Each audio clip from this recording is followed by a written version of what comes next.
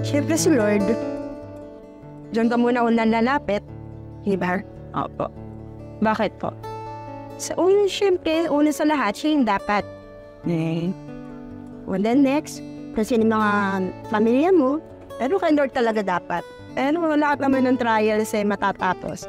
Kaya binigay sa'yo kasi kaya mo. Diba? Saka doon ka lalong nagiging mas matapag. Habang may problema, lalo kang magiging malakas.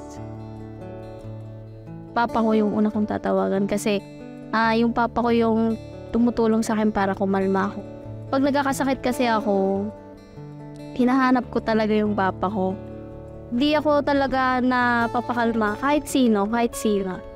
Hindi ako napapakalma kapag hindi ko nakakausap yung papa. Kasi siya lang yung kumaga nakakaintindi sa akin. Tas lalo na sa mga problema, ayun, sa lahat ng bagay, si papa ko lang talaga. Kasi yung mama ko, yun nga, malayo. So, hindi kami close totally ng mama ko. Mas kami ng papa ko.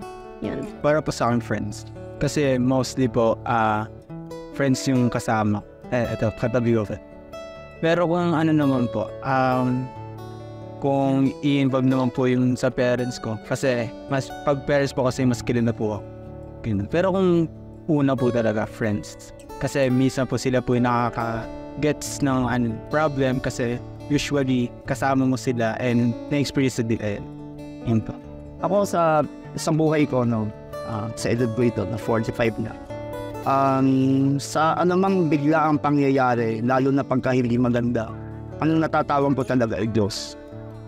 Siguro, syempre, normal yun, tatawagin mo na tatay mo. Kaya lang, ang pwedeng someone na pwede kang mag-rely Diyos talaga Kaya nga napaka-importante ng Diyos sa buhay natin. Kasi may mga bagay na hindi mo maipaliwanag, kaya niya explain sa'yo. Yung mga bagay na parang, halimbawa, sobrang sakit, sobrang lungkot, sobrang bagay na hindi mo kaya, siya yung makakatugon. At doon sa very moment na kung saan ay biglaan na matinding pangyayari, talagang Diyos ang tatawagin. Kasi yun ang tingin ko talaga nararapat sa lahat. At nang una kong lalapitan ay si God. Kasi unang-una, siya yung gumagawa ng lahat.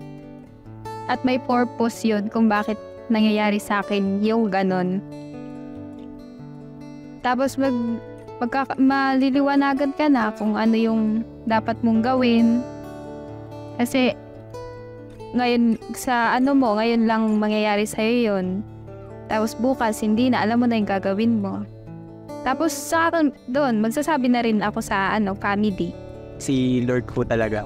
Kasi sa kanya po kasi hindi mo feel na i-judge ka niya. Tulad ngayon sa school, kahit na halimbawa if ever man makakuha ako ng mababang grades or may hindi ako maipasang subject, nagpapasalamat pa rin ako kay Lord kasi nabigyan niya akong chance na makapag-aral pa rin.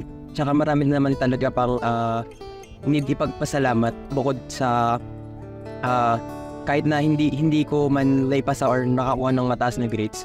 Then sunod naman kay Lord, syempre yung sa parents or sa family po. Kasi especially sila yung pinaka malapit sa akin kasi syempre family, lalo na yung parents, sa kanila ka lumaki, sila yung nag-aruga sa yun.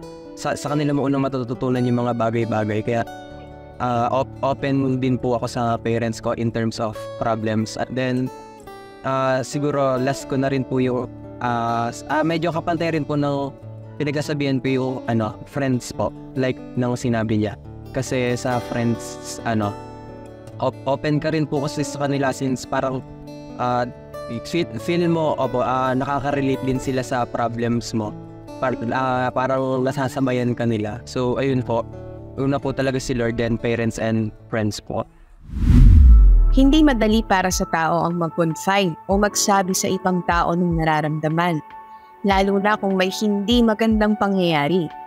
Ayon sa mga pag-aaral, ang pagsasabi sa ibang tao ng nararamdaman o ang confiding ay isang paraan para makaramdam tayo ng suporta mula sa ibang tao. Pero ayon sa Biblia, kanino ba dapat mag-confide o magsabi kapag nakaranas ng hindi magandang pangyayari? Basahin po natin ang Filipos 4:6.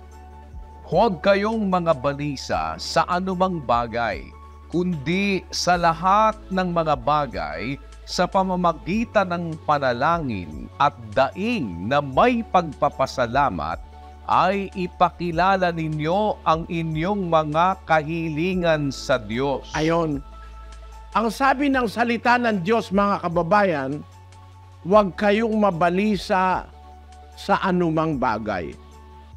Bawal pala sa Kristiyano yung nababalisa, namumroblema, nadidepress, nag-aalala, nalulungkot, kuminsan humahangga sa pagpapakamatay dahil sa pagkabalisa, humahangga sa pagbibisyo. Para maalis yung balisa, iinom. O kaya para makalimot, magdodroga. Sa Kristiyano, bawal yon. Na mabalisa sa anumang bagay. Ano raw po ang lunas ng balisa? Sabi ng salita ng Diyos, kundi sa lahat ng mga bagay, sa pamamagitan ng panalangin at daing na may pagpapasalamat, ipakilala ninyo ang inyong mga kahilingan sa Diyos. Maliwanag, ang remedyo po sa balisa, panalangin. Kung meron kang problema, may bumabalisa sa'yo, ang pinakamahusay na remedyo ay ang manalangin sa Diyos. Ito po ay pagtuturo ng pananampalataya sa Diyos na ang maging unang-una nating remedyo o ang unang-una nating aksyon pag may problema tayo ay manalangin tayo sa Diyos. Sa pamamagitan ng mga daing at panalangin na may pagpapasalamat, ipakilala ninyo ang inyong mga kahilingan sa Diyos. Ang panalangin po pala, mga kapatid, paghiling sa Diyos. Paghingi sa Diyos. Yan ang panalangin. May kasamang daing at may kasamang pagpapasalamat.